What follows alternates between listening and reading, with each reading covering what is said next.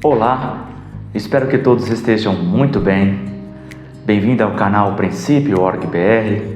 Eu sou Samuel Cunha e nós vamos dar continuidade a um estudo detalhado do Evangelho de Jesus Cristo segundo Mateus. Imagine que você está numa rua e presencia um acidente de trânsito. O motorista acaba de atropelar uma criança, bate o seu carro no poste e desce cambaleando. As pessoas que estavam ali perto imaginam que ele estava bêbado e começam a espancá-lo.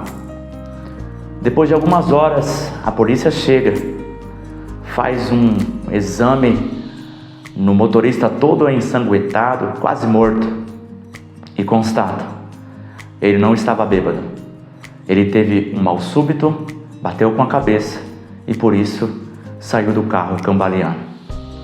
Nós temos a mania de sempre fazer um julgamento rápido, precipitado, segundo a aparência. Quero ler com você Mateus capítulo 7, do versículo 1 ao 12. Sermão do Monte, relacionamento com o próximo. Não julgueis para que não sejais julgados, porque com o juízo com que julgardes, sereis julgados, e com a medida com que tiverdes medido, vos hão de medir a vós. E por que reparas tu no argueiro que está no olho do teu irmão, e não vês a trave que está no teu olho? Ou como dirás a teu irmão: deixa-me tirar o argueiro do teu olho, estando uma trave no teu? Hipócrita, tira primeiro a trave do teu olho, e então cuidarás em tirar o argueiro do olho do teu irmão. Não deis aos cães as coisas santas, nem deiteis aos porcos as vossas pérolas. Não aconteça que as pisem com os pés e, voltando-se, vos despedacem. Pedi e dar-se-vos-á, buscai e encontrareis, batei e abrir-se-vos-á. Porque aquele que pede, recebe, e o que busca, encontra, e ao que bate, abrir-se-lhe-á. E qual dentre vós é o homem que, pedindo-lhe o seu filho, lhe dará pão, o seu filho, lhe dará uma pedra? E pedindo-lhe peixe, lhe dará uma serpente? Se vós, pois, sendo maus, sabeis dar boas coisas aos vossos filhos, quanto mais vosso Pai, que está nos céus, dará bens aos que lhe pedirem? Portanto, tudo o que vós quereis que os homens vos façam, fazei-lhe também vós, porque esta é a lei e os profetas. Vamos começar comentando o versículo 1 e 2. Jesus começa falando: não julgueis para que não sejais julgados. Se no nosso relacionamento com Deus, o nosso principal problema será as práticas religiosas com orgulho, e no nosso relacionamento próprio, as riquezas, as preocupações, e eu acrescentaria ainda os prazeres, como nós aprendemos na parábola do semeador, no nosso relacionamento com o próximo, com as outras pessoas, o nosso problema será principalmente o julgamento precipitado segundo a aparência. Jesus não está aqui proibindo todo e qualquer julgamento. Não é possível um ser humano, e nem faz sentido um ser humano viver sem saber julgar o que é certo e errado. Viver sem julgamento seria insensatez. Se você ler inclusive o capítulo 7 completo de Mateus, apenas só esse capítulo, você não precisa nem ir em toda a Bíblia, só nesse capítulo 7 de Mateus, você vai entender que Jesus não está proibindo a atitude de julgamento. Na verdade, Ele está nos ensinando qual é a maneira correta de julgarmos. Então, por exemplo, no capítulo 7 de Mateus, Ele pede para ajudarmos o próximo com um cisco no seu olho. Nós vemos isso aqui, nesse próprio do 1 ao 12, já contém essa necessidade de ajudar o outro com um cisco no olho dele.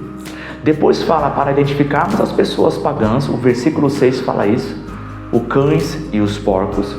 Depois nos ensina sobre duas portas, uma estreita e outra larga. Como é que eu identifico alguém se ele está nesse estado, nessa categoria? Como é que eu qualifico alguém? Olha, ele é cão ou ele é porco? Como é que eu classifico essa pessoa? Como é que eu identifico se uma porta é estreita ou larga? Eu preciso de julgamento quanto a isso, tá? Então, ele também diz, depois, como identificarmos os falsos profetas, e aqui nós temos uma chave que nós vamos aprender no vídeo posterior, como identificarmos falso profeta. E nós temos um texto ali que diz, pelos seus frutos vocês vão conhecer eles.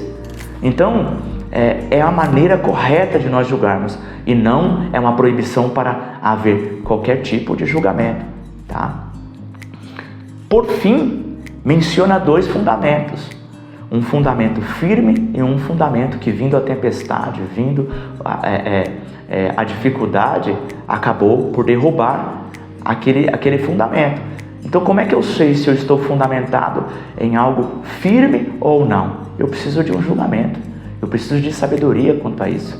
Então, novamente, nós não podemos ler literal isso aqui, não julgueis, que é uma determinação para nunca julgar.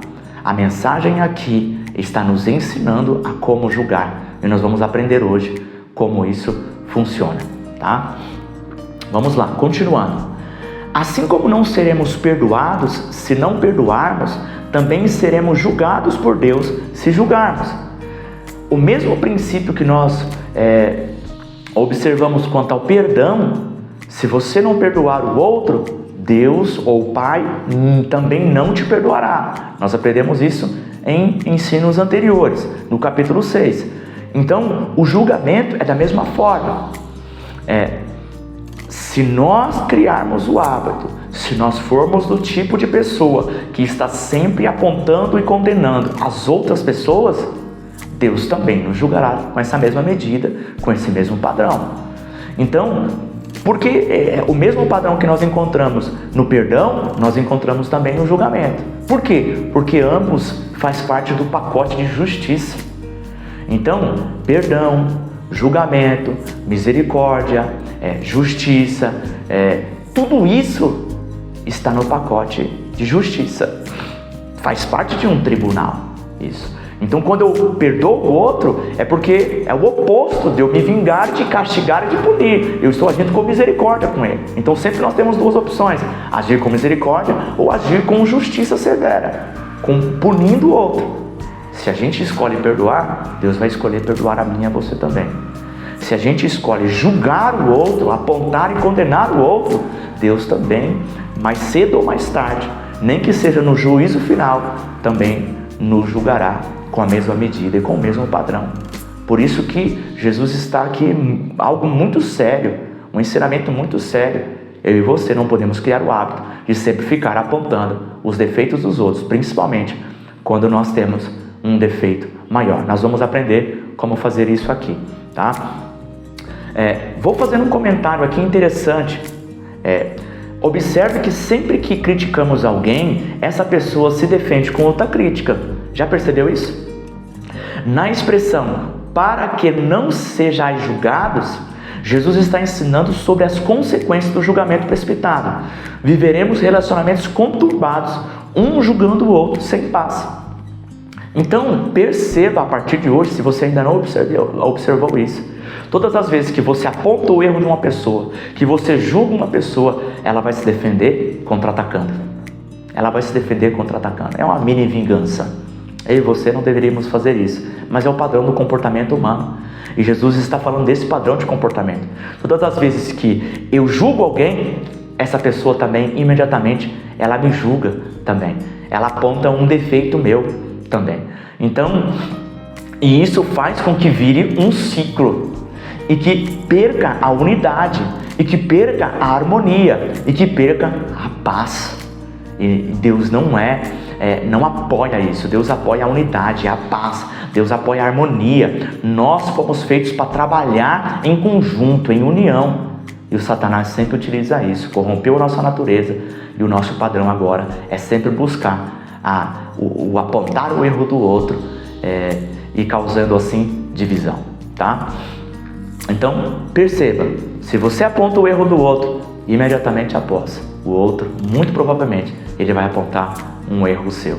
Observe isso no casamento, com os filhos, com um amigo, com alguém no trabalho. Sempre que você condenar alguém, imediatamente essa pessoa vai dar um jeito de tentar condenar você também, tá? E Jesus está falando disso, não julgueis para que não sejais julgados. Então, assim como Deus vai nos julgar, as outras pessoas também acabam nos julgando. E assim, os relacionamentos, isso não é bom para os relacionamentos. Lembrando que nós estamos falando sobre relacionamento com as outras pessoas, com o próximo. O Spurgeon deixou um comentário aqui a respeito dessa expressão. Ele disse assim: aqueles ao seu redor agirão com você conforme você agiu com eles, e o medirão segundo você os mediu. Então, Spurgeon também tem essa mesma linha de pensamento. Bumerangue com certeza, vai voltar para você.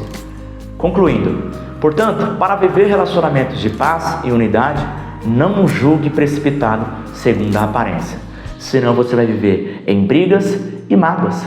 Então, Deus apoia a unidade, Satanás a divisão. Vamos comentar agora do versículo 3 ao 5. Jesus novamente utiliza uma hipérbole, um exagero, como figura de linguagem. Imagine você, no seu olho, um tronco de árvore bem grande.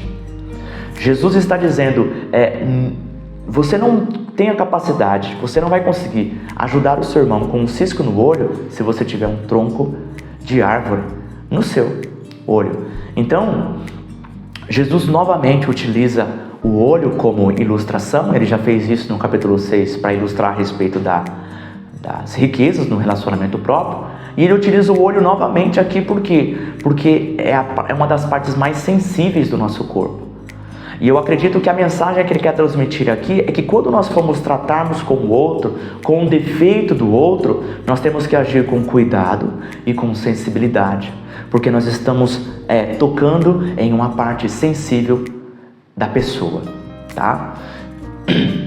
Eu e você, nós temos um tribunal corrupto em nosso coração.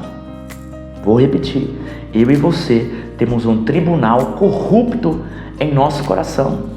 Esse tribunal tem sempre a tendência de julgar o outro com severidade e julgar a nós mesmos com tolerância, com suavidade.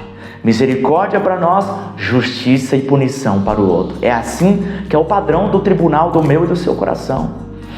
Então, não crie o hábito, não seja uma pessoa que está sempre querendo buscar justiça própria, porque a ira do homem não produz a justiça de Deus. Quais são as características do julgamento que Jesus está aqui proibindo? Eu quero citar 3 características do julgamento que Jesus proíbe em seus ensinos, e a Bíblia como um todo proíbe esse tipo de julgamento. Em primeiro lugar, ele vai ser um julgamento motivado pelo orgulho, tá? Em segundo lugar, ele vai ser um julgamento que julga as intenções do coração. E em terceiro lugar, ele vai ser um julgamento precipitado, tá? Então, vamos fazer um comentário breve a respeito disso. O que é um julgamento motivado pelo orgulho? É um julgamento que eu aponto o defeito do outro para que eu possa crescer. Observe isso, precisa examinar de uma maneira bem profunda, mas quando você vai analisando a sua ação, as suas palavras, a sua atitude e examinando o seu coração, você vai perceber que na maioria das vezes, quando a gente aponta e condena o outro, é para poder elevar. Olha, o outro faz isso, eu não faço isso. Olha, o outro, ele fala determinada coisa, eu não faço isso, eu não falo isso. Então, motivado pelo orgulho, normalmente o julgamento proibido por Jesus, que é pecaminoso, você aponta o outro para poder se exaltar. Nós vamos dar exemplos disso, tá? Segundo lugar, ele julga o coração. Normalmente a gente não está julgando uma atitude ou uma palavra do outro, a gente examine que você vai ver que você está julgando as intenções do coração do outro. E isso é presunção, porque eu e você não temos a capacidade de saber a intenção do outro. Nós podemos ouvir as palavras, nós podemos ver as suas ações, ver os seus ensinamentos, ver o exemplo da pessoa, mas os corações não. Eu e você não podemos ler corações. Então, orgulhoso, motivação orgulhosa, julgando intenção do coração e, por último, precipitado. Nós julgamos o outro sem a gente ter prova. Nós queremos ser os investigadores. Eu sei o que você estava pensando porque você falou essa palavra. Eu sei porque você falou aquilo. Eu sei porque você fez isso. A gente está querendo descobrir o que está no coração da outra pessoa. E nós não podemos fazer isso. Nós não temos essa capacidade de saber a intenção do outro. Então, essas 3 características do julgamento proibido. Motivação orgulhosa, julgar a intenção do coração e precipitado, sem prova alguma. Agora, quais são as características, 3 características que são, de certa forma, o inverso dessas 3 que é proibida, né? E agora as 3 características de um julgamento que nós devemos fazer. Primeiro, nós devemos julgar motivados por amor. Em primeiro lugar, ao invés de orgulho, amor. Nós devemos julgar as palavras e as ações. Sim, nós vamos ver no ensino posterior que Jesus ele diz, pelos seus frutos conhecereis os falsos profetas. Então, o fruto sim, eu e você podemos julgar. Como é a vida da pessoa, quais são as palavras, as ações, o que ela ensina. Isso sim, nós podemos julgar. Agora, a intenção do coração não. Então, motivado por amor, julgar as palavras e as ações. E por último, julgamento que nós temos uma prova. Que a pessoa confessou, ela admitiu aquele defeito, aí sim nós podemos olhar e falar, olha, isso que essa pessoa fez não está correto, nós vamos tentar ajudar esta pessoa, tá certo? Então, julgamento que é proibido, que é o precipitado segundo a aparência, e o julgamento que é motivado por amor, o julgamento segundo a reta justiça. Falamos então 3 características do proibido e 3 características daqueles que são o julgamento que é o meu dever e o seu dever. Julgar por amor, meus irmãos, veja que diferença, é julgar a nós mesmos com a intenção de exaltar o outro, de ajudar o outro. Então veja como é invertido. O julgamento é proibido, precipitado segundo a aparência, é um julgamento que a gente condena o outro para poder se exaltar. O julgamento que Jesus pede para eu e você fazer é julgar a nós mesmos. E a partir do meu defeito, da minha experiência de correção dos meus erros, eu posso usar essa experiência para colaborar e ajudar o outro. Olha que diferença. Então, eu pego o meu defeito. Então, se eu tive um problema, com avareza, se eu tive um problema de orgulho, se eu tive um problema com prostituição, se eu tive um problema com lascívia, com mentira, se antes de servir a Deus eu era um ladrão, por exemplo, então eu pego aquela experiência e eu ajudo aquela pessoa que tem dificuldade com isso. Então eu me rebaixo, eu admito, eu me humilho para que eu possa ajudar e colaborar o outro. Assim é o julgamento. Primeiro eu, com a minha experiência, eu posso ajudar o outro com amor. Tá? Vamos andar. Então, o próprio Jesus disse, não julgueis segundo a aparência, mas julgai segundo a reta justiça. Veja, a própria Bíblia, o próprio Jesus, ele não está proibindo o julgamento. Então vou repetir isso muitas vezes. Isso está em João 7,24. Leia lá o texto completo que você vai entender por que Jesus está falando isso. Ele está dizendo, não julgueis segundo a aparência, né? Segundo aquilo que parece. Olha, eu sei, eu vou adivinhar, muito provavelmente é por isso que você fez isso. A gente não tem certeza, então nós precisamos dar ao outro o benefício da dúvida. Mas julgar em segundo a reta justiça, aquilo que é exato, que é preciso, que nós temos provas e motivado por amor, tá? Nós temos também em Lucas 18, a partir do versículo 9, a parábola da oração do fariseu e do publicano contada por Jesus. E eu peguei um trecho aqui desse texto, vejam o exemplo da oração do fariseu. Deus, eu te agradeço porque eu não sou como os outros homens, ladrões, corruptos, adúlteros, nem mesmo como este publicano. Jejuo 2 vezes por semana e dou o dízimo de tudo quanto ganho. Veja, então ele está condenando o outro para se exaltar. E talvez a gente não faz exatamente como esse fariseu está fazendo, mas nós fazemos de uma outra forma. sempre apontando. A partir de hoje, observe todas as vezes que você for condenar, apontar e julgar o outro, examine se não está com essas características. Se você não está apontando o outro para mostrar, para dar evidência naquilo que tem positivo em você, aparentemente, né? Porque só esse julgamento já é um pecado grande perante o nosso Deus. Vamos andar. Portanto, precisamos controlar nossa tendência em tolerar os nossos grandes erros e agir com severidade com os pequenos erros do próximo. Primeiro devemos tratar os nossos defeitos e depois ajudar o próximo com os seus pecados. Julgue com amor, com justiça, com humildade e com verdade.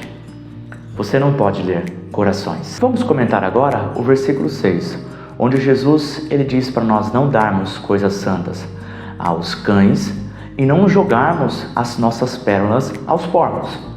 Então, veja que imediatamente após ele dizer não julgueis, ele já está ensinando nós a qualificarmos algumas pessoas como cães e porcos. Como que nós vamos fazer isso sem um julgamento? Então, o que são cães? Cães são pessoas que atacam, atacam a palavra de Deus. E porcos são pessoas que desprezam preciosidade. Então a pérola é algo precioso. O porco vai passar por aquilo e vai pisar em cima. Ele vai desprezar, ele não vai saber valorizar aquilo. Então, eu e você não podemos pegar a palavra de Deus e dar para qualquer pessoa. Para pessoas que estão atacando a palavra ou desprezando a palavra. E como é que eu identifico pessoas que são qualificadas como cães ou porcos? Não julgando o coração dela, porque eu e você não temos essa capacidade, mas julgando as palavras, as ações e a vida dela, o exemplo de vida dela. Então, o versículo 16 diz assim: por seus frutos os conhecereis. O versículo 16 desse próprio capítulo 7, que Jesus está tratando sobre como identificar falsos profetas. Então nós temos a orientação, os frutos. Além disso, nós temos também em 1 João 4:1, a Bíblia nos orienta a provarmos os Espíritos se são de Deus. Então, é uma orientação bíblica eu e você julgarmos e avaliarmos, termos sabedoria, termos discernimento, inteligência para falar, esse caminho não é bom, aquela pessoa não é boa companhia. Então eu e você podemos sim fazer isso. Não precipitado segundo a aparência, nem julgar o coração dela, mas por amor, com algo que seja nítido, provado, e as palavras e as ações das pessoas, tá? Então aqui, nós precisamos se lembrar qual assunto está sendo tratado aqui. E Jesus está tratando do versículo 1 ao 12, do relacionamento com o próximo. Então aqui Jesus está falando de pessoas difíceis. Pessoas que nós vamos falar de Deus para elas e elas retrucam blasfemando contra Deus, zombando contra Deus. E não só uma vez, 5 vezes, 10 vezes, 30 vezes essa pessoa está blasfemando contra Deus. Então se essa pessoa insiste em resistir à palavra de Deus, eu e você não podemos pegar algo que é precioso, que é a palavra de Deus, e dar para as pessoas para que elas desprezam. Porque nós estaremos fazendo mais mal para ela ainda. Porque desprezar a palavra de Deus, mais cedo ou mais tarde, virá um julgamento. Então, nós vamos aprender aqui, tanto nesse versículo até o 11, a como lidar com essas pessoas difíceis. Que aqui Jesus usou a figura cães e porcos para lidar com pessoas difíceis, tá? Então, precisamos julgar os espíritos se são de Deus.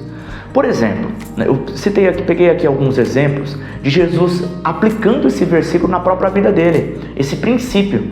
Jesus se recusou a responder aos religiosos quando perguntaram com que autoridades fazer isto. Leia lá no próprio Mateus 21, 23, os religiosos, os principais, os sacerdotes, questionaram Jesus com que autoridade fazes isso. E Jesus se recusou. Jesus falou, eu te respondo, se você me responder também com que autoridade era o batismo de João. Então, se vinha de Deus, se era de Deus ou dos homens, né? Então, Jesus se recusou. Eu não vou dar a preciosidade da palavra de Deus para vocês. Por quê? Porque eu conheço as obras de vocês. Eu conheço as palavras, eu conheço o tipo de vida que você leva, certo? E no caso de Jesus ainda, ele conseguia julgar até mesmo os corações. Mas Jesus se recusou aqui a dar preciosidade, a dar coisa santa, que é a palavra de Deus e uma pérola para alguém que iria desprezar, que a motivação deles era apenas desprezar, tá? Vamos dar outro exemplo. Também se recusou a responder Herodes e interrogava-o com muitas palavras, mas ele nada lhe respondia. Lucas 23:9. Então Herodes estava, a Bíblia diz aqui nesse texto, leia depois na sua Bíblia, Herodes estava animado para ver Jesus. Ele queria que Jesus fizesse algum sinal, porque conhecia a história, estava ouvindo falar a fama de Jesus, falar, poxa, ele vai vir aqui como se fosse fazer uma apresentação para mim, porque eu sou Herodes. Jesus se recusou, não respondeu palavra alguma para ele.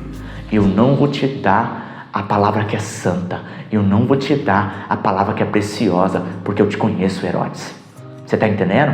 Então eu e você também temos que ter essa sabedoria e esse cuidado. Calma que eu vou te dar mais dicas práticas para a gente fazer isso. Vamos entender primeiro a teoria, o conceito, o que significa, né? Para que depois a gente possa aplicar esse conceito. Então vamos lá. Então Jesus não respondeu os religiosos e também não respondeu palavra alguma para Herodes, tá?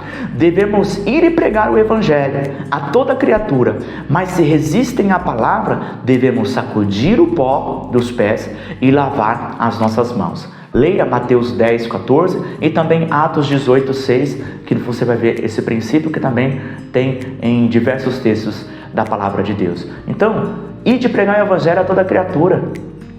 Mas também Jesus, ao enviar os discípulos, diz: se eles recusarem ouvir vocês, sacode o pó dos seus pés. Deixa aquela cidade, porque recusar a palavra de Deus causará um juízo enorme sobre esta pessoa. No dia do julgamento final, do juízo final, causará um juízo enorme. Jesus várias vezes pronunciou julgamento sobre cidades inteiras. Por quê? Porque ali não apenas foi pregada a palavra, mas foi pregada a palavra com sinais, com prodígios. Pessoas que ouviram não apenas a pregação da palavra, mas a pregação dos maiores pregadores de todos os tempos, que é Jesus, João Batista. Os discípulos pregaram a palavra. Ai de ti, Cafarnaum, ai de ti, Betsaida. Então, porque ali foi pregado o evangelho pelo próprio Messias, pelo Jesus, com muitos sinais e maravilhas. Então, eu e você temos que tomar cuidado. É um privilégio enorme nós estarmos ouvindo a palavra de Deus, mas junto com o privilégio também vem uma responsabilidade, tá? Então, nós insistimos em dar a palavra para as pessoas resistentes a ouvir, nós vamos causar um mal para ela. Por quê? Porque quanto mais ouvir a palavra, maior será a responsabilidade, tá? Portanto, se você está tentando convencer alguém que resiste à santa e preciosa palavra de Deus, você não deve insistir sem sabedoria, tá? Fazendo com que essa pessoa ataque ou despreze a palavra de Deus. Eu vou dizer para você o que você tem que fazer. Vamos comentar agora do versículo 7 ao 11. No versículo 6 anterior, Jesus nos disse o que nós não devemos fazer com as pessoas difíceis, que é dar coisas santas aos cães e jogar pérolas aos porcos.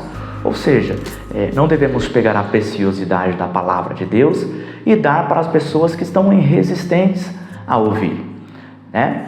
Então, agora aqui, ele diz o que nós devemos fazer. O que nós devemos fazer? Orar, pedir, buscar e bater. Orar para receber sabedoria, para lidar com essas pessoas, e também orar por elas, intercedendo. Então veja que nós temos o que não devemos fazer e imediatamente após o que nós devemos fazer, tá? Então a expressão pedir, buscar e bater, ela fala tanto de continuidade como de progressão. Nós vamos ensinar aqui como intensificar a oração. Tem orações que vão ser simples, orações que são de minutos. Algumas orações vão ter que ser de horas, outras orações vão ter que ser combinadas com jejum, outras orações uma pessoa não basta, vai ter que ser um grupo de pessoas orando. Então Jesus está dizendo aqui, intensifique a oração por essa pessoa difícil. Então, se eu não posso pregar para ela, eu posso sim orar para que Deus venha e amoleça e converta aquele coração e faça aquilo que eu e você não podemos fazer, que é transformar corações, tá? Então, cães e porcos não se ensina, não se prega, mas se ora com intensidade. Então vamos lá entender como isso funciona. Devemos passar a vida toda, todos os dias, intercedendo pelas pessoas difíceis, até que sejam salvos. Então, por exemplo, imagine uma mãe que tem um filho difícil, um filho que está nas drogas, ou um filho que se prostitui, que é rebelde, que é desobediente. Então, e essa mãe fica desesperada, porque está olhando um filho que, segundo as Escrituras, que se não confessar Jesus Cristo como seu Salvador e não viver de acordo com a palavra, não ter um coração transformado, essa pessoa está sendo encaminhada para o inferno. Então essa mãe desesperada fica todos os dias: filho, você vai morar no inferno, filho, você precisa se converter, filho, você precisa aceitar Jesus. E isso vai ser um desserviço para isso. O que essa mãe precisa fazer? Ela precisa ter o exemplo de amor, viver uma vida de amor, e ela precisa orar por sabedoria, e ela precisa todos os dias com intensidade interceder por esse filho. De igual modo, uma esposa que tem um cônjuge desconvertido, ou um amigo que tem alguém no trabalho em que ama essa pessoa, que é o bem dessa pessoa, só que essa pessoa insiste em dizer que é um ateu, em dizer que nunca vai aceitar Jesus, em que diz que odeia a palavra, que odeia Deus e xinga Deus. Não pregue para ela mais, não fale mais, mas pelo contrário, peça sabedoria a Deus, tenha uma vida exemplar e passe a interceder com intensidade. Pedir, buscar, bater, tá? Vamos lá entender como isso funciona, toda a vida, todos os dias. Como que é aumentar esse nível de intensidade? Primeiro, gastar mais tempo em oração. Tem oração que vai ser a nossa oração quando a gente acorda, pode ser uma oração diária, que vai ser no momento que você está com poucos problemas, você vai orar 10, 20, 30 minutos. Agora, em um momento difícil, em uma decisão difícil, oração de 10 minutos já não adianta mais. Você vai ter que intensificar nisso, pedir, vai ter que subir para o nível 2, buscar. Então, ore em grupos. A Bíblia diz em Mateus 18 que o que 2 ligarem na terra será ligado no céu. E isso fala de unidade, isso é um princípio espiritual importantíssimo que fala sobre oração. Quando 2 ou mais pessoas se unem com o mesmo propósito, com unidade, com um propósito de oração, isso intensifica, potencializa o poder da oração. Então, se você tem outra pessoa que também é cristã e que pode combinar isso em oração, orarem uns pelos outros, então isso potencializa a oração.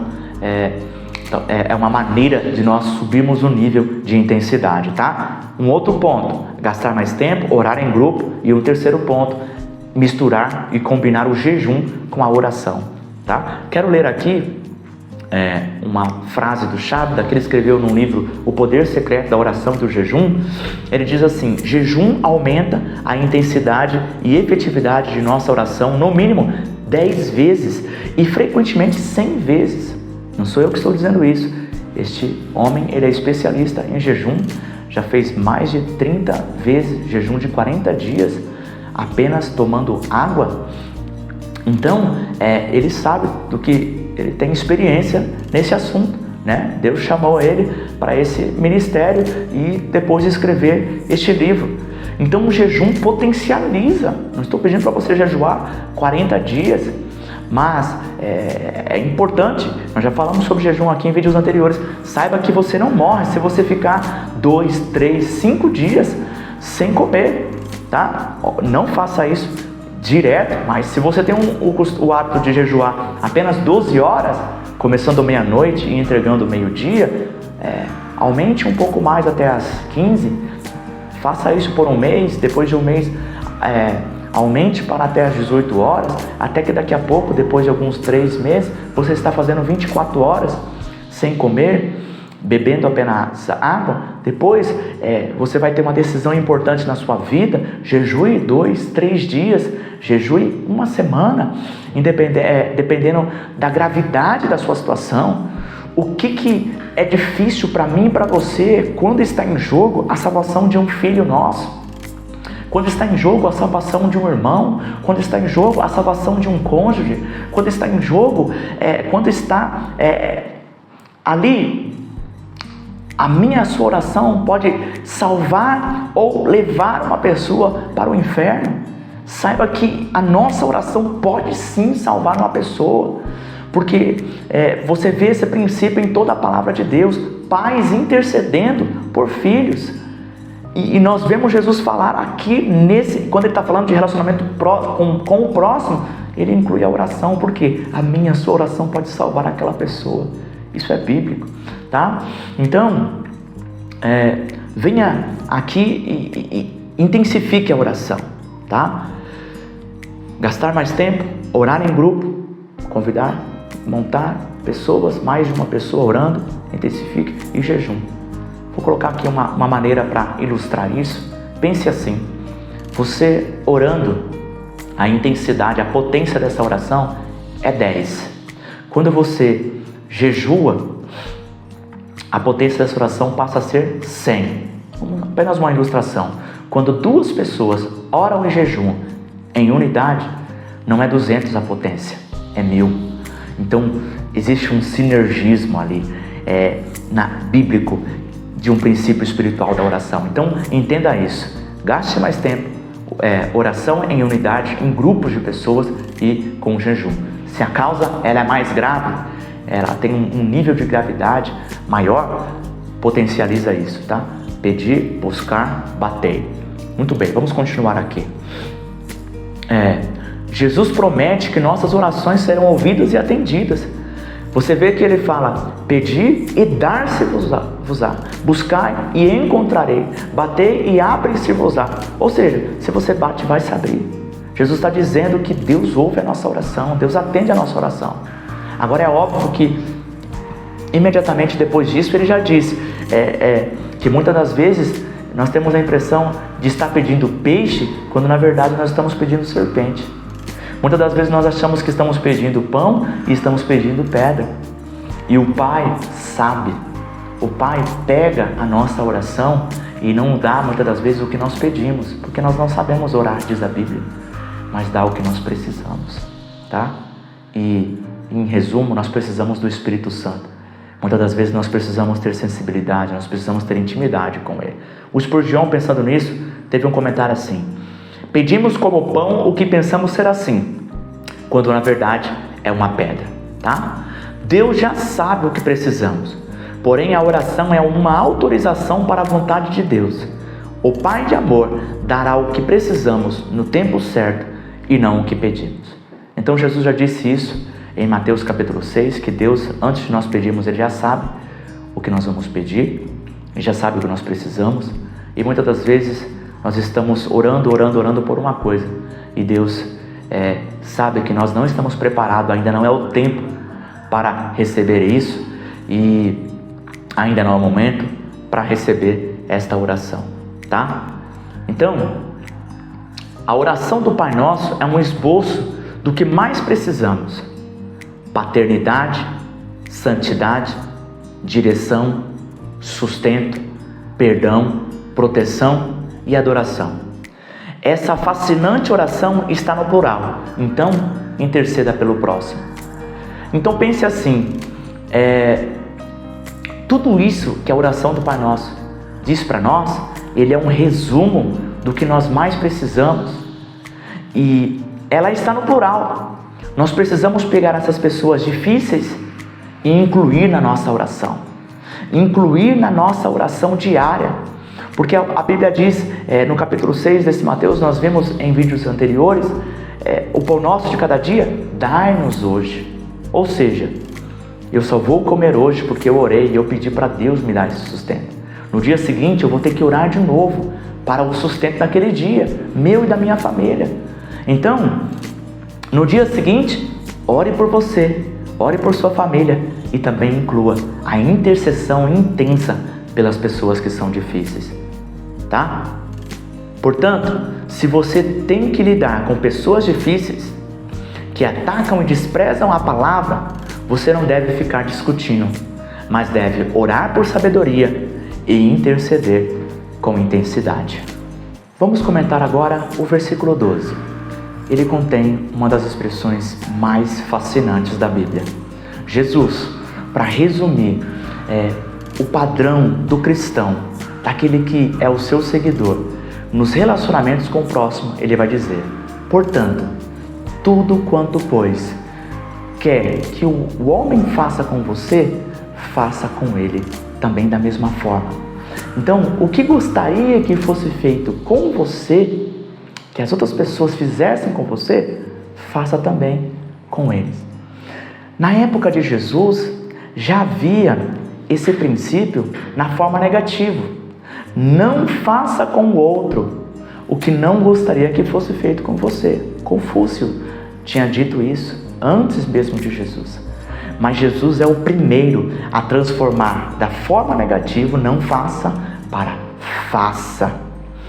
É diferente, é bom você não ferir alguém, mas você estender a mão para ajudar é excelente.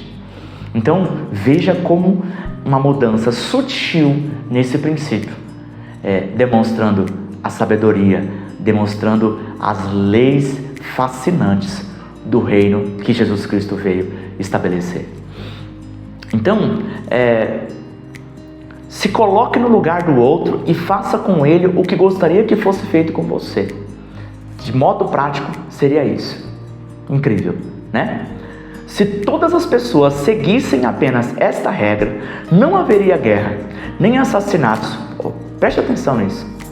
Não haveria roubos, não haveria adultérios, não haveria divórcios, não haveria mentiras, não haveria cobiças nem injustiças.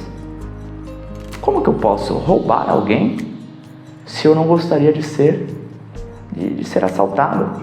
Como que eu posso matar alguém se eu não gostaria de ser morto? Então, pelo contrário, isso aqui também reduziria a pobreza, a desigualdade social. Isso aqui reduziria as fofocas. Por quê? Porque faça com o outro. Não é nem deixar de fazer o mal, mas faça o bem para o outro. Estenda a mão para o outro. Não é nem além de combinar uma proibição de fazer o mal. Por quê? Porque eu não gostaria que alguém fizesse mal para mim. Mas quando eu estou em dificuldade, eu gostaria que alguém fizesse o bem para mim. Quando eu estou com dificuldade financeira, apesar de eu ser uma pessoa trabalhadora e estou dando um cenário hipotético, não que eu não seja trabalhador, mas se eu sou trabalhador e estou passando por uma dificuldade financeira, estou desempregado há meses, o que eu gostaria que fizessem comigo? Que alguém me ajudasse com o essencial. Então, quando eu vejo um outro nessa situação, eu ajo da mesma forma.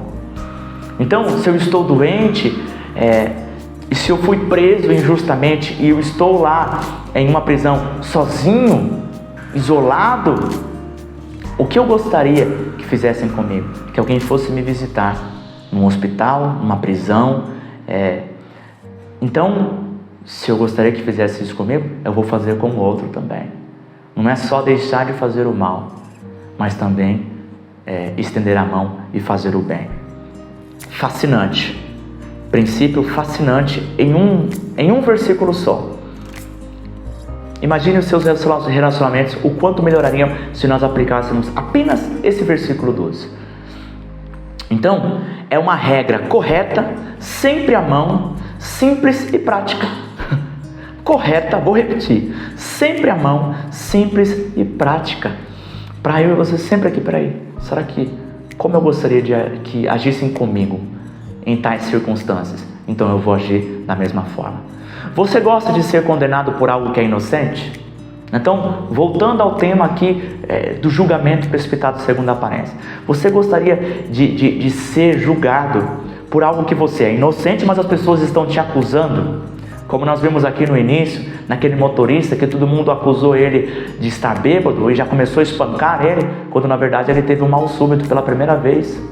E sem intenção acabou ali cometendo esse acidente, causando esse acidente. Então, faça com o outro o que gostaria que fosse feito com você, tá? Se coloca no lugar do seu cônjuge, se coloca no lugar do seu pai, se coloca no lugar do seu filho, irmão, amigo, todas as pessoas que você se relaciona, tá? Aquela pessoa difícil que Jesus tratou ali, desde o versículo 6 até o 11, se coloca no lugar dela. E se você fosse uma pessoa sem visão, cego, que nunca conheceu a palavra, e estivesse naquela situação, o que você gostaria que fosse feito com você? Que orasse, que intercedesse, que não desistisse de você. Então faça da mesma forma, tá? Portanto, Jesus foi o primeiro a definir a empatia. Aplique essa regra simples em seus relacionamentos, que viverá em paz e harmonia. Assim, nós encerramos então esse bloco, esse trecho de relacionamentos. Com Deus, cuidado com o orgulho na sua prática religiosa, sem orgulho. Consigo mesmo, sem avareza e sem ansiedade, sem preocupação, sem se viciar nos prazeres, né? E quando se trata do próximo, sem julgamento, tá? Sem conflito, com oração e com bondade. Eu quero agora dar alguns exemplos práticos, tanto da Bíblia como da nossa vida, de julgamentos que são assim precipitados segundo a aparência e que normalmente nós não olhamos para nós mesmos. Agimos com tolerância com nós mesmos e com severidade com o próximo. O primeiro exemplo está em Mateus 15, depois acompanhe na sua Bíblia, aonde os fariseus, os religiosos, começam a acusar os discípulos por eles não seguir a tradição dos anciões. Então, e Jesus fala o seguinte, meus discípulos não estão seguindo a tradição dos anciões, que não é um mandamento de Deus, era algo que as pessoas criavam regras e mais regras e mais regras para serem obedecidas, era um padrão dos escribas e fariseus. Então, Jesus diz, realmente meus discípulos não estão obedecendo essas regras, essa tradição dos anciões, mas essa mesma tradição de vocês fez com que desobedecesse o mandamento de Deus, que é o mandamento de honrar pai e mãe. E aí Jesus explica que se alguém falasse, olha, essa oferta esse dinheiro, essa propriedade, ela é oferta ao Senhor, ela é corban, então aquilo não podia ser usado para honrar pai e mãe, para comprar um medicamento, para cuidar do pai, para levar o pai para o hospital, para alimentar o pai. Não, aquele dinheiro não poderia ser usado. Então era uma artimanha que eles usavam para poder assim se desviar e ludibriar o mandamento de Deus. Então Jesus estava dizendo, você está acusando ele de não obedecer à tradição, só que essas tradições que vocês criaram e inventaram da cabeça de vocês, ela desobedece um mandamento, um dos mandamentos mais importantes da palavra de Deus. Então os fariseus acusavam eles, e quando na verdade eles mesmos tinham um erro muito maior. Estava querendo tirar um cisco no olho dos discípulos e eles tinham uma trave nos olhos. Quero dar um outro exemplo. Quando Natan chega até Davi e conta uma história mais ou menos assim. Havia 2 homens em uma cidade, um rico e um pobre, e o rico tinha muitas ovelhas, muitos gados, e esse pobre só tinha uma ovelhinha, que era como se fosse um animal doméstico. Ele dormia aqui no seu colo, dividia a comida, bebia água no mesmo lugar, comia no mesmo lugar, então ele era como se fosse um animal doméstico. E esse homem rico, quando recebeu um visitante, ao invés de matar um dos seus muitos animais, ele vai lá e pega a única ovelha daquele homem pobre e faz uma refeição para a sua visita. Quando Davi ouve isso, ele, como pode? Esse homem é digno de morte. E aí o Natan, surpreendentemente, diz, esse homem é você, Davi. E aí cai por si. Veja que exemplo. Davi, um homem segundo o coração de Deus. Eu e você somos do mesmo jeito, tá? Não acuse Davi, porque o nosso coração é da mesma forma. Quando é o outro, nós queremos julgar com severidade. E quando é conosco, a gente clama por misericórdia. Não é bem assim. Somos tolerantes e suaves. Então, esses 2 exemplos, o fariseu acusando os discípulos e Davi, quando olha aquela história, quer punir aquele homem com morte, mas quando é ele mesmo, pequei contra o Senhor. O negócio é mais complicado quando se trata do nosso corpo, da nossa pessoa, né? Da nossa punição. E eu quero aqui também dar mais alguns exemplos práticos para você. Vamos lá.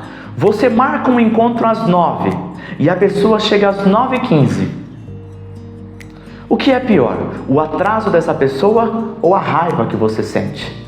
Ou quem sabe, dependendo do tipo de temperamento que você for, talvez expresse até palavras de ódio contra aquela pessoa por causa de 15 minutos de atraso. O que é pior?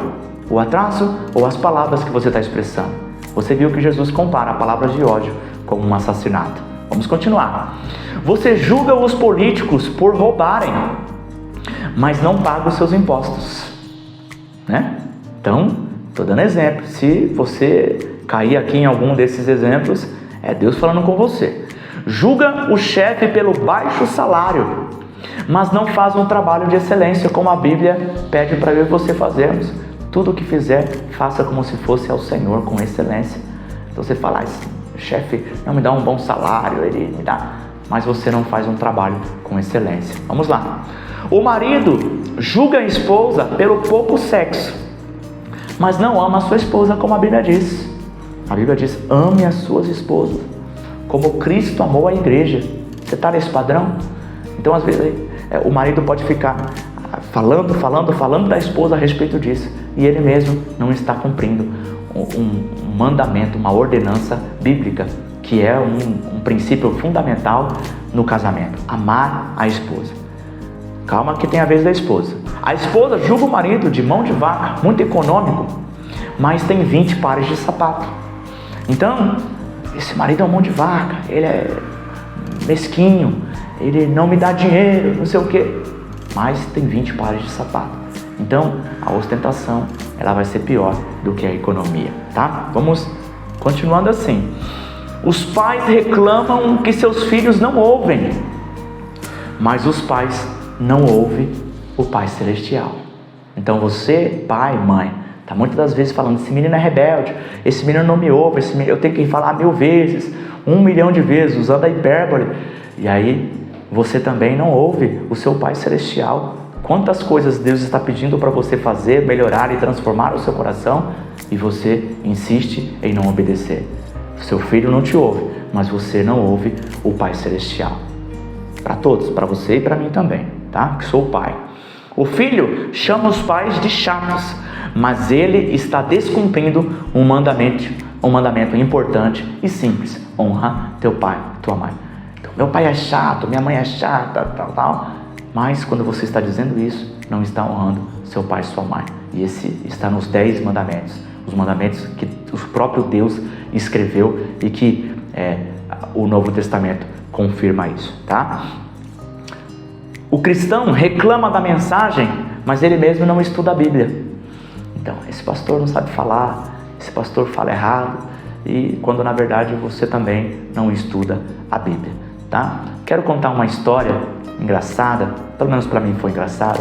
Um dia estava eu, minha esposa, meus 2 filhos em um mercado, e ali os meus filhos estavam falando para mim: olha pai, eu quero esse salgadinho. Salgadinho, você deve conhecer, Doritos, é um salgadinho caro, né? O Doritos é um salgadinho caro. E eu estava dizendo para ele: olha, não dá para comprar o Doritos, vamos comprar esse Torcida, que é um salgadinho um pouco mais barato. E aí eles ficaram aquela cara: por que você tem dinheiro, por que você não faz isso, por que você não compra? E aí eu tive uma ideia. Provavelmente foi Deus que me deu essa ideia. Eu peguei R$50, dei na mão do menino, R$50 dei na mão da menina e falei: agora esse dinheiro é de vocês, comprem o que vocês quiserem, está aqui no mercado, o que vocês quiserem, pode gastar com o que vocês quiserem. E dei esse dinheiro, R$50 para cada filho. E adivinha, eles não compraram o Doritos, porque acharam que era muito caro. Foram lá e compraram outro salgadinho mais barato. Então, enquanto o dinheiro era sob minha administração, eu sou mão de vaca ou muito econômico. Mas quando coloquei para eles, aí eles também não quiseram fazer o mesmo. E isso está sempre no meu coração e no seu coração. Estamos sempre julgando o outro com severidade e a nós mesmos com tolerância e suavidade. Esses são apenas alguns exemplos. A partir de hoje, aplique isso na sua vida. Sempre que você for olhar para o outro, condenando, falando mal do outro, julgando ele segundo a aparência, sem prova, com a motivação de te elevar, preste atenção nesses princípios e julgue sim, com amor, com justiça, com humildade e com verdade. Vamos agora então aplicar todos esses ensinamentos. Antes de mais nada, você precisa em primeiro lugar admitir que você tem tendência em julgar o outro com severidade e a si mesmo com tolerância. Admita isso, se arrependa e ora a Deus para que Deus possa a cada dia transformar o seu coração. Quando você for julgar ou condenar alguma pessoa, observe se não é por motivação orgulhosa, para rebaixar o outro e exaltar a você mesmo, um julgamento que você está julgando a intenção do coração do outro, algo que você não consegue fazer, você não consegue ler o coração das outras pessoas, tá? E também se não é precipitado, algo que você não tem prova. Todas as pessoas, até que se prove o contrário, elas são inocentes. Aplique esse conceito simples que existe no tribunal, em um juízo. Se não há provas contra alguém, essa pessoa ela tem o benefício da dúvida, tá? Então ela é inocente, todos somos inocentes até que se prove o contrário, tá? Então o julgamento que você deve fazer deve ser um julgamento com amor, aonde você julga você primeiro, resolve os seus erros, os seus defeitos de caráter do seu coração e você utiliza essa experiência para ajudar o outro com um problema semelhante. Tá? Então esse é o julgamento que você devemos fazer, julgar os outros, as palavras e as ações e não o seu coração, tá? Os seus frutos, o seu estilo de vida, as suas palavras, as suas ações, o que essas pessoas ensinam, pelos seus frutos nós vamos conhecer, tá? E por fim, um julgamento ponderado, ou seja, aquele que tem provas, que é algo ou a pessoa admitiu que realmente ela cometeu aquele erro, tá? Ou que nós temos provas, nós temos testemunhas, tá? Que aquilo realmente aconteceu, tá? Então, diante disso, a gente saiba que falamos mal dos outros com o propósito de sermos superiores. Todas as vezes que você observe isso, quando a gente fala mal de outra pessoa, quando a outra pessoa não está presente, principalmente, nós estamos falando mal do outro para reduzir ela e para nos exaltar. O orgulho está por trás de todo o pecado, tá? Palavras de ódio contra o próximo é como um assassinato. Então isso é palavra de Deus, é muito importante que você levamos em conta isso. Saiba disso e compreende e aceite isso como verdade, tá? Para você lidar com pessoas difíceis, não tente pregar a palavra, pregue com o exemplo de uma vida. A sua vida tem que ser um exemplo e vai ser uma palavra viva para essa pessoa. Então preste serviços, haja com amor, haja com bondade e assim a pessoa vai olhar para você e a sua vida vai ser uma mensagem para ela, tá? Ore por sabedoria e também interceda por ela todos os dias com intensidade. Tem um texto muito interessante que confirma esse ensinamento de Jesus, que está em 1 Pedro 3:1, que fala sobre uma esposa que tem um marido descrente, que diz assim: se alguns não obedecem à palavra, pelo porte de suas mulheres, sejam ganhos sem palavra. Olha isso, vou repetir: sejam ganhos sem palavra. Então não adianta você ficar, olha, você é um maldito, você vai queimar no inferno, você precisa aceitar Jesus, você precisa acreditar na palavra. Não é isso que tem que fazer com essas pessoas. Pregue com a sua vida, haja com amor, que as suas palavras sejam doces, que as suas palavras sejam palavras de vida. Essa pessoa, que você tenha uma prática de amor, uma prática de sempre perdoar, de sempre agir com bondade. E a sua vida será uma mensagem para aquela pessoa. Se ela convive com você, faça do lugar onde você esteja um lugar melhor, que você seja sal, que você seja luz aonde estiver. E a sua vida será uma mensagem, tá? E aí, ore por sabedoria e interceda por essa pessoa. Não desista dela, porque você não gostaria que desistisse de você, tá? Nós encerramos esse ensino assim: o cristão deve ter disposição para perdoar e agir com bondade com todos. É possível viver em paz na família, no trabalho, na igreja e em todos os nossos relacionamentos. Para isso, faça uma pergunta simples: o que eu gostaria? Com essa pergunta você vai poder fazer o bem e a bondade para o outro, porque você quer o bem e a bondade para si mesmo. Um forte abraço, fique com Deus, que Deus possa nos abençoar nessa jornada. Até a próxima.